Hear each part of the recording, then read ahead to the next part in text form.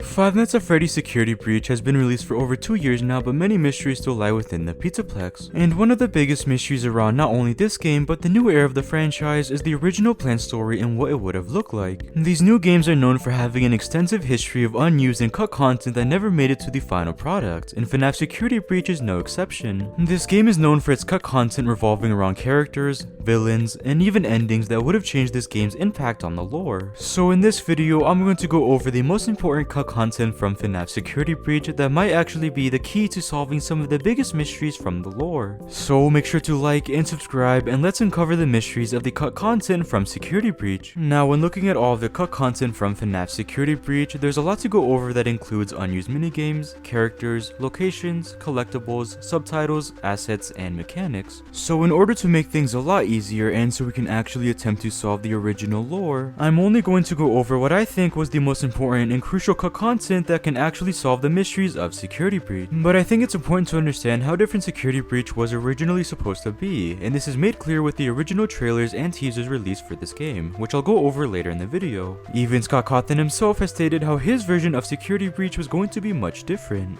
But by looking at some of the cut content, we might be able to put together the missing and original pieces of the story, starting with Burntrap. I've already made a few videos on Burntrap and what his original purpose was. Specifically, Scott Cawthon stated that he was never supposed to move, and that he was going to act like a decaying movie prop. But then in the final game, Burntrap is moving and is trying to stop Glamrock Freddy and Gregory, and the cut content only expands on this idea and version of this character. In the files, Burntrap was going to have a much bigger role with his boss fight. He has an unused data chase sequence as if you were meant to have a second fight stage after the monitor office fight. And we have this clip that gives us an insight to what the chase animation would have looked like. Now, it's not really clear where this chase sequence was going to take place, or if Glamrock Freddy was also going to be a part of it as he was in the sinkhole with Gregory. I think it makes the most sense that the sequence would involve Gregory trying to escape the sinkhole and trying to reach the Pizzaplex once more. But Burntrap would be on his tail, and maybe the Blob would also be an obstacle, as the Blob was something else attacking Gregory in the first segment of this boss fight. But Burntrap was even going to have a death animation that would have supposedly played at the end of the chase sequence.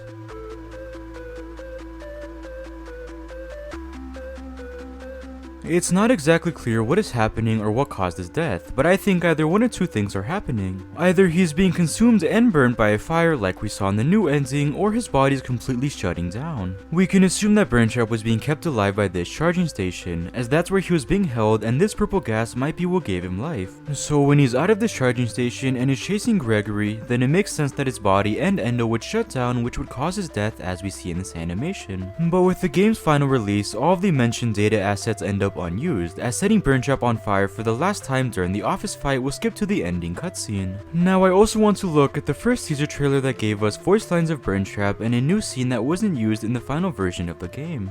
When I first found you, you were nothing. You were small, pathetic. But now, you are more. Are you ready? You will do as I say. You will bring me what I want, and if you fail me, then you will, both of you, burn! Realize. In the first voice line, we can assume it's Burntrap or Glitchtrap speaking to Vanessa before she would become Vanny, and he's preparing her for what's to come. In the second voice line, we can assume this is actually Burntrap because of the slightly different voice, and again, I think he's still talking to Vanessa. But when he refers to both of you, I think he's referring to Vanessa and Vanny as two separate entities. Or he could simply be talking to Gregory and Vanny, but either way, I don't think any of these voice lines really revealed to us what his purpose was. And in the last scene, Scott Cawthon made it clear that Burntrap was not supposed to move at all, and in this clip we clearly see him moving. And although we never saw this clip in the final game, I still think this was created after Burntrap's purpose was changed. This could just be an alternate scene to when he was revealed, and that's why we even see the purple smoke behind the arm, and again, all of this was most likely planned after the change. But now that we've gone over all the cut content for Burntrap, how does this help to solve Security Breach? Well, all of this just shows us who the priorities were going to be in this game. Burntrap was obviously going to be the main villain and was going to have a bigger role throughout throughout the entire game and not just the ending. It looks like he was going to actually control Vanessa and was going to be in contact with either Gregory or Freddy, meaning he would have been the main focus of this game and maybe even in future projects like Ruin, or it could have been made clear if Burntrap is really supposed to be the Mimic. If the ending was also supposed to be completely different, there's a possibility that the Burntrap ending could have been canon instead of the Princess Quest ending, where Gregory and Glamrock Freddy could have escaped somehow and we would have followed these events in Ruin. I also just think that there would have been more explanation to how this character was alive and to why he was even created. And it also looks like we would have gotten a further explanation to the Glitchtrap virus, which has played a large role in this new era of the franchise. Not only will these explanations finally connect Burntrap to Vanny, but it would also smoothly connect Security Breach to FNAF AR and Ruin. So a simple extended boss fight could have solved a small but mysterious part of the lore. So moving on, now let's look at the Mimic's lair from Ruin and how it would have been a better explanation to the Mimic and who he truly is. The original version of the room in which the Mimic is being held in is drastically different to the version we saw in the final game. It features the original 3 main animatronics performing on stage, which would have presumably been placeholders, and a table with a piece of cake on top of it. This lair is clearly reminiscent of the Pizza Party minigame from FNAF Help Wanted, which is a free roam level set across a maze of the main Five Nights at Freddy's pizzeria locations, where the player must find the pizza party without taking too long and being jump scared. Once the minigame is completed, the player will find themselves in a room filled with animatronics, balloons, and presents. Glitchtrap then appears from the curtain and tells the player to follow him. If the player moves in his direction, the player will suddenly be put on a stage holding a microphone, which means that the player is now Freddy Fazbear. Hand Unit announces the arrival of Freddy but ends up glitching out. The room then lights up, revealing Glitchtrap dancing around the room while music plays in the background. Now this ending is supposed to be Glitchtrap reenacting the missing children incident, with the main player being the main victim. Glitchtrap is copying William Afton and his actions by stuffing someone into an animatronic, and we can even say he's mimicking them. So much that it's theorized that Glitchtrap is actually the virtual version of the Mimic who is mimicking William Afton. As in the Tales from the Pizzaplex novels, we learn that the original Mimic chip used to create the Endo was used when creating a VR game, which would supposedly create Glitchtrap. But in the community, it's been heavily debated that Glitchtrap is actually the virtual reincarnation of William Afton and isn't related to the Mimic at all, as he would then come back into the physical world as Burntrap. But like I mentioned, the Pizza Party minigame where Glitchtrap is the main focus in is the setting and location right outside of the Mimic's lair, and this is no coincidence. I think this is directly confirming that Glitchtrap is and has always been the Mimic. Why else have a one-for-one replica of this room where the Mimic is found if it's not to tell us something? Now how it would have played out or the context of this room even existing isn't really clear. How would Cassie react to it? Would the setting itself have a role in the chase sequence? Would Glitchtrap or a reference to him be present? Well, we can't really answer these questions yet or why it was even removed. It could be possible that it was cut because it would tell us who the Mimic was too simply, and that it would be too on the nose. But the point still stands. Not only does this tell us who the Mimic is, but it also solves one of the biggest debates with this character. This simple layer tells us that the Mimic is and has always been Glitchtrap. But moving on, let's look at unused levels and what they tell us about the original story and mechanics. Starting with the boiler room and with the events of the side quest, originally a frozen variant of the Glamrock Endo was located in the game files. Although some body parts were found in-game, the complete model goes unused except for parts of it found inside of a box in the first security office. There is also an unused side quest related to this Endo that I believe might have connected to FNAF's sister location and its animatronics. When looking at the dialogue between Glamrock Freddy and Gregory, it looks like Gregory was going to venture down to a cut boiler room where he would have found the Faz camera, instead of finding it in Monty Golf like we saw in the final version. That Endo's frozen solid. It's holding some sort of camera? But most importantly, from these voice lines we learn Freddy warned Gregory not to go down to the boiler for some reason. Perhaps if you adjusted the heat in the boiler room, you could melt it. The boiler room is down in the utilidors. I will mark it on your map. However, I do not recommend you go there.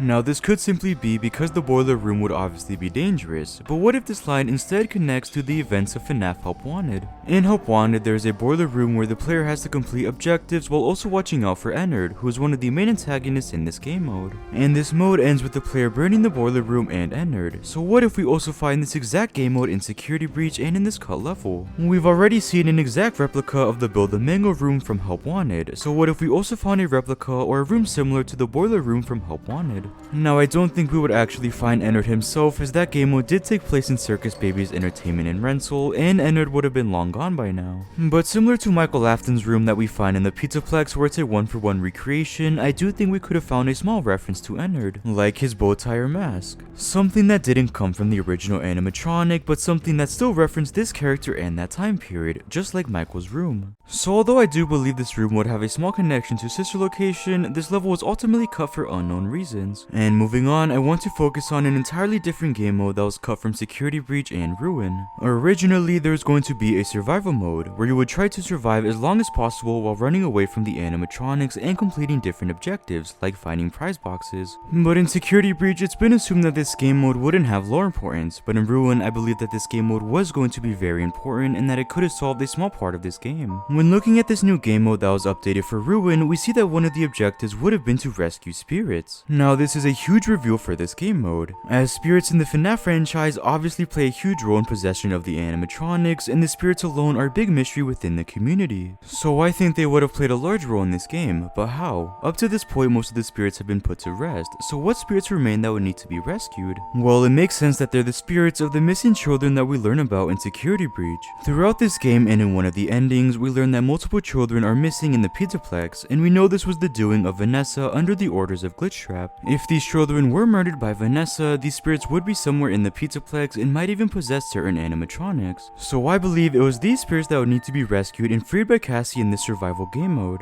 But how she would rescue them and if they did have lore importance isn't clear. But again, because spirits have always had such a large role throughout the entirety of the FNAF franchise, I still believe they would have been crucial to this game mode. Maybe they would even reveal to us if the Glamrock animatronics or other animatronics in the Pizzaplex were possessed by spirits, or if other characters like the Blob or Burntrap were also possessed. But moving on, I now want to look at a cut design for one of the franchise's most mysterious characters, and a character I've already made a video on, Mexus. Mexus is an AI designed to keep the Mimic contained and serves as the secondary antagonist to Ruin. The program takes on the form of a shadowy rabbit with disembodied arms and a ghostly tail, and electricity connects the joints to their arms. Previously, I theorized that Mexus was actually created in 1979 by an employee of a factory, who would then have their mind transferred into this machine and would don the design of Mexus, which is a blue rabbit. You can watch the full video here to have a better understanding of the full context, but now I believe this cut design proves this idea even further. Here, Mexus would have looked a lot more like a human, as they would have had arms, legs, fingers, a rib cage, and even teeth.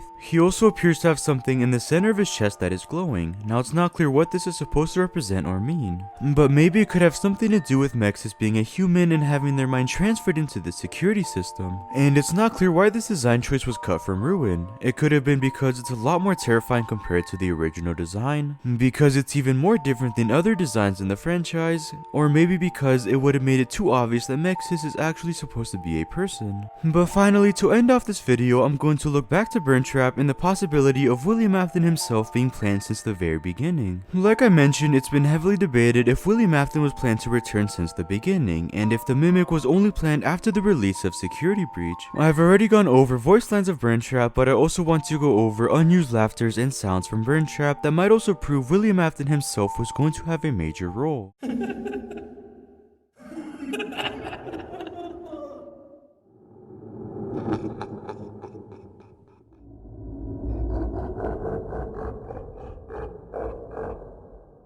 When listening to both the voice lines and laughter, we clearly see how they evolve from sounding human to more like a monster and an animatronic. And this evolution is also what we see with the William in past games throughout the franchise, where he starts as a human but then he becomes an animatronic and monster known as Springtrap. She can dance. She can sing. She's equipped with a built-in helium tank for inflating balloons right at her fingertips. She can take song requests. She can even dispense ice cream. I always come back. Bittersweet, but fitting.